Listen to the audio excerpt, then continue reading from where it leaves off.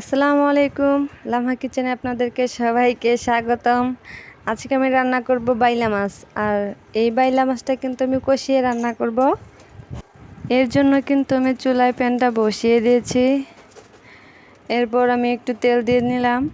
তারপর কেটে রাখা পেঁয়াজ আর কাঁচামরিচ দিয়ে দিলাম। একটু হালকা নাড়াচাড়া করে নেব। আমি কিন্তু এখানে পেঁয়াজটা বেশি ভাজবো না। আর এখানে আমি জিরা বাটা, পেঁয়াজ রসুন বাটা, কিছুটা লবণ, পরিমাণ মতো গুঁড়ো মরিচের গুঁড়া, হলুদের গুঁড়া, সামান্য পরিমাণে ধনিয়া গুঁড়া দিয়ে হালকা একটু নাড়াচাড়া করে নেব। মশলাটাকে ভালোভাবে কষানোর জন্য আমি এখানে অল্প পরিমাণে পানি ব্যবহার করব। পানির সাথে মশলাটা ভালোভাবে মিশিয়ে নিয়ে আমি এটাকে কিছুক্ষণ রান্না করে নেব, যাতে মশলাটা ভালোভাবে কষানো হয়। আপনারা দেখতেই পাচ্ছেন আমার মশলাটা ভালোভাবে কষানো হয়ে গেছে। এবার এখন এখানে আমি বাইলা মাছ যেটা কেটে ধুয়ে রেখে দিয়েছিলাম সেটা দিয়ে দিব। বাইলা মাছ দেওয়ার পর হালকাভাবে এটাকে নেড়ে চেড়ে নিতে হবে, যেহেতু বাইলা মাছটা অনেক নরম মাছ। এখন কিন্তু মাছটা অল্প সময়ের জন্য রান্না করে নিতে হবে।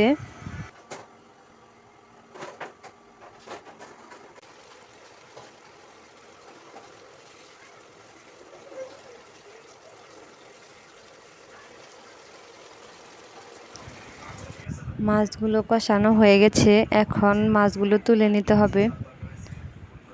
এই মাছগুলো এখন আমি তুলে নিলাম।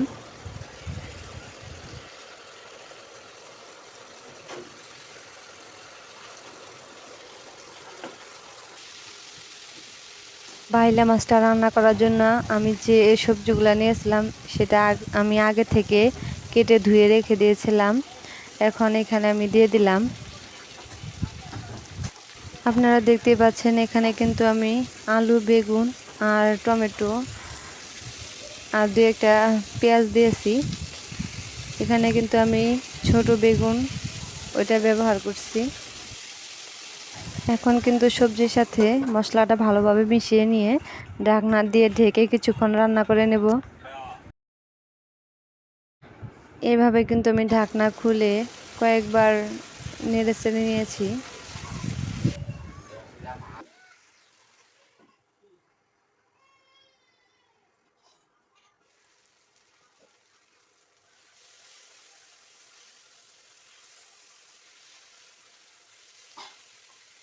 এখন কিন্তু আমার তরকারিটা কষানো হয়ে গেছে। এখানে আমি অল্প পরিমাণে পানি দিয়ে দিলাম।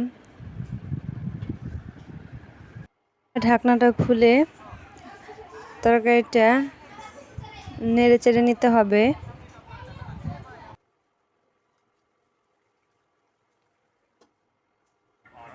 এই তো এখন আমি কষানো মাছগুলো দিয়ে দিব। মাছগুলো দেওয়ার পরে এখানে কিন্তু আর নাড়াচাড়া করা যাবে না, তাহলে মাছগুলো ভেঙে যেতে পারে। তরকারিটা আমি বেশি ঝোল রাখবো না। এই তো এখন আমার রান্না করা শেষ। আর আমার ভিডিও যদি আপনাদের কাছে ভালো লাগে অবশ্যই আমার চ্যানেলটা সাবস্ক্রাইব করে দিবেন আর আমার পাশে থাকবেন।